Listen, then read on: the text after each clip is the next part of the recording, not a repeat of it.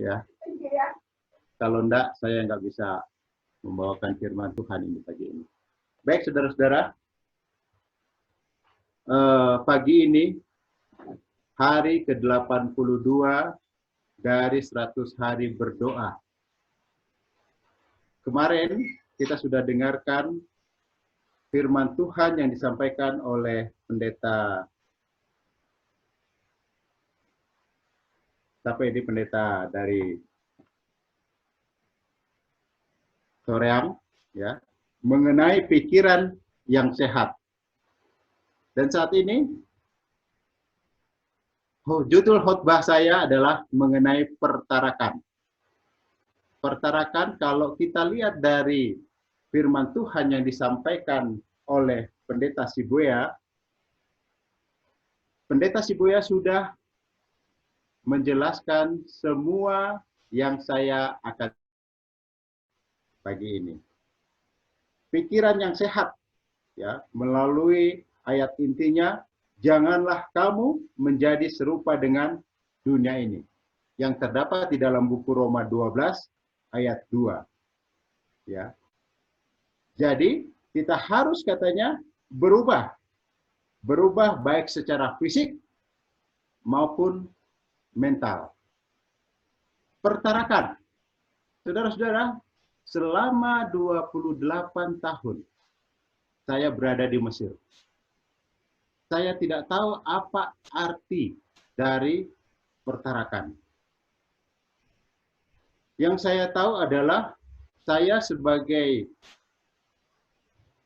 ciptaan Tuhan yang hidup harus menikmati segala sesuatu yang ada di hadapan saya. Yang ada, yang saya dapatkan di dalam kehidupan saya. Jadi saudara-saudara, kalau saya mau makan, pokoknya makanan apa saja yang enak-enak harus saya nikmati. Minuman kalau bukan kopi yang kental itu saya belum merasa puas. Ataupun asap rokok, ya, yang dari rokok betul, kemudian naik ke gudang garam filter, terus ke Jisamsu, ya, itu lebih merangsang kita untuk menikmati yang lebih keras lagi. Dan saudara-saudara, Jisamsu pun belum terlalu keras, ya. Saya mencoba marijuana. Itu waktu saya masih di Mesir. Minuman, namanya topi miring itu kecil, ya. Ataupun namanya cap tikus yang ada di Manado sana, itu belum apa-apa. Sampai minuman yang baunya seperti kencing kuda, ya, itu saya coba. Minuman apa itu? Namanya dry gin, ya. Saudara-saudara, setelah saya ke Israel, saya baru belajar bagaimana arti dari pertarakan itu. Mungkin saudara-saudara, kita sama-sama mengetahui apa arti pertarakan itu, ya. Pertarakan artinya adalah menahan hawa nafsu. Itu kita sama-sama ketahui sebagai umat-umat Tuhan yang ada di gereja Masehi Advent hari ke-7. Sebagai ayat inti pada pagi ini diambil dari buku Galatia 5 ayat 16. Berbunyi, maksudku ialah hiduplah oleh roh, maka kamu tidak akan menuruti keinginan daging. Saudara-saudara, kalau kita lihat di dalam buku Counsels on Diet and Food yang ditulis oleh hamba Tuhan Nyonya White, di sini mengatakan di dalam halaman 167, jika kuasa pemanjaan selera begitu kuat terhadap umat manusia sehingga untuk mematahkannya anak Allah sendiri untuk kepentingan manusia harus menjalani puasa selama hampir 6 minggu. Maka betapa hebatnya pertempuran yang ada di hadapan orang-orang Kristen. Namun, seberapapun hebat pergumulannya, ia dapat menang. Dengan pertolongan kuasa ilahi yang bertahan menghadapi pencobaan-pencobaan yang paling sengit yang pernah dilemparkan setan, maka ia pun dapat berhasil sepenuhnya dalam pertempurannya melawan kejahatan dan akhirnya mengenakan mahkota kemenangan di dalam kerajaan Tuhan. Inilah pergumulan yang dilakukan oleh Yesus Kristus, manusia ilahi, untuk kehidupan kita sebagai umat-umat Tuhan yang hidup di akhir zaman ini. Kalau kita melihat kembali kepada ayat inti kita, Rasul Paulus mengatakan, hiduplah oleh roh, maka kamu tidak akan menuruti keinginan daging. Jadi saudara-saudara, kita harus hidup dalam roh, bukan hanya dari satu sisi, melainkan dalam seluruh aspek kehidupan kita. Kemudian, Rasul Paulus di dalam buku 1 Korintus 10 ayat 31 juga mengatakan demikian. Jika engkau makan, atau jika engkau minum, atau jika engkau melakukan segala sesuatu yang lain, lakukanlah semuanya itu untuk kemuliaan Allah. Allah menghendaki agar setiap orang menyerahkan tubuhnya sebagai korban yang hidup, bukan sebagai korban yang mati, atau suatu korban yang hampir mati, ya, atau yang penuh cacat, celah, atau penyakit. Allah menghendaki korban yang hidup atau sempurna. Dia memberitahukan kepada kita bahwa tubuh kita ini adalah bait roh suci, tempat kediaman rohnya. Dan ia menghendaki kita semua yang memantulkan petanya untuk menjaga tubuh kita bagi maksud pelayanan dan kemuliaannya. Jadi saudara-saudara, kita memiliki tanggung jawab untuk diri kita sendiri. Bukan cuma untuk kita, tetapi bagi orang-orang yang ada di sekitar kita. Di lain itu, kita juga harus bertanggung jawab terhadap Allah untuk kemuliaan Tuhan. Karena di sini dikatakan, kamu bukan milik kamu sendiri. Kata Rasul Paulus, Rasul yang diurapi dan diilhami itu.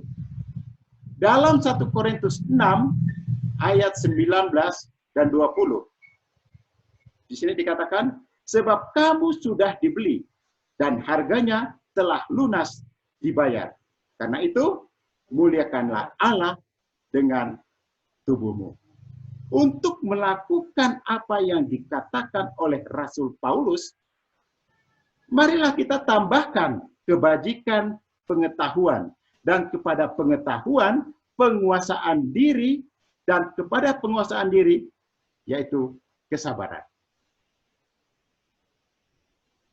Untuk mengetahui bagaimana memelihara tubuh dalam keadaan baik adalah suatu tanggung jawab.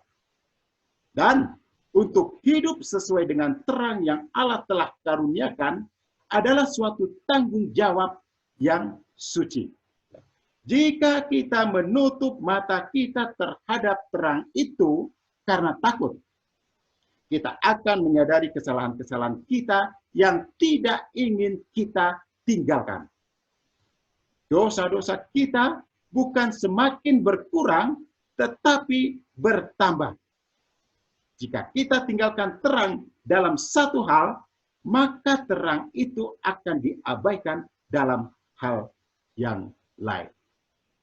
Jadi saudara-saudara, ingat bahwa dosa sekecil apapun apabila itu kita lakukan, maka akan berturut-turut dosa yang lain-lainnya akan mengikutinya. Ya. Oleh sebab itu dikatakan, janganlah kamu pun mengaku dirinya orang Kristen, menganggap remeh akan kesehatan tubuh itu. Dan menipu diri mereka dengan mengatakan bahwa sifat tidak bertarak itu bukanlah dosa dan tidak akan mempengaruhi kerohanian mereka. Ya. Jadi besarnya dosa karena melanggar hukum-hukum yang mengatur tubuh kita sama besarnya dosa karena melanggar 10 hukum. Karena itu tidak dapat kita lakukan, ya, melakukan satu pun dari hukum itu tanpa melanggar hukum. Kita tidak dapat mengasihi Allah dengan segenap hati, akal budi, bahkan jiwa dan kekuatan kita, sementara kita masih sangat mencintai nafsu dan selera kita lebih daripada kita mengasihi Tuhan. Jadi saudara-saudara, bagaimana kehidupan kita? Hari demi hari, kekuatan kita untuk memuliakan Allah semakin berkurang, sementara Allah menuntut segenap kekuatan kita, segenap akal budi kita. Itu adalah tuntutan dari Tuhan kepada kita sebagai umat-umat Tuhan yang hidup di zaman sekarang ini. Dosa telah dan sedang menghancurkan hidup kita dalam berbagai aspek. Dosa juga telah membawa ketidakseimbangan ke dalam hidup kita dan menuntut umat manusia menjadi ekstrim dalam bidang pola makan dan pola hidup. Hal ini mengakibatkan berbagai masalah kesehatan dan membawa pengaruh negatif bukan hanya kepada kita, tetapi juga kepada orang lain. Jadi saudara-saudara, seperti yang saya katakan tadi, tanggung jawab kita terhadap Allah bukan hanya kepada diri kita, tetapi juga kepada orang lain. Jadi sekarang apa yang harus kita lakukan? Testimonies jilid 2, halaman 70 dan 71 mengatakan, ujilah hatimu dengan saksama, dan tirulah teladan yang sempurna itu dalam hidupmu. Segala sesuatu akan baik bagimu. Peliharalah hati nurani yang bersih di hadapan Allah. Muliakanlah namanya di dalam segala sesuatu yang kamu lakukan. Lepaskanlah dirimu dari rasa mementingkan diri dan kasih yang mementingkan diri. Lepaskan semuanya itu katanya dari diri kita, hal-hal yang hanya mementingkan diri. Terima kasih Tabita dengan lagunya Berjalan Bersama Tuhan. Tabita ini adalah teman saya waktu masih sama-sama di Naripan. Dia kelas 1 atau kelas 2, saya sudah pendeta. Tapi kita saling baku sedu, kalau orang Manado bilang suka bercanda. Mana Tabita ini? Selamat ulang tahun ya. Talita Seram. Selamat ulang tahun yang ke-8. Kemudian saya juga berterima kasih untuk Ibu Lady Tugimin. Dengan kesaksian di mana berkat-berkat yang dia rasakan. Dari keluarga, terutama terhadap pelayanannya. Dan juga keluarga Doli Naibaho dengan lagu pujiannya. Saya juga ingin menyapa kepada saudara-saudara penginjil literatur, sahabat-sahabat saya ini, ya. Kemudian guru-guru dan teman-teman sejawat pendeta. Inilah kita. Kita harus menjadi berkat bagi diri kita, keluarga kita, sesama kita, bahkan orang-orang lain yang ada di sekitar kita. Inilah doa dan harapan kita semuanya. Amin.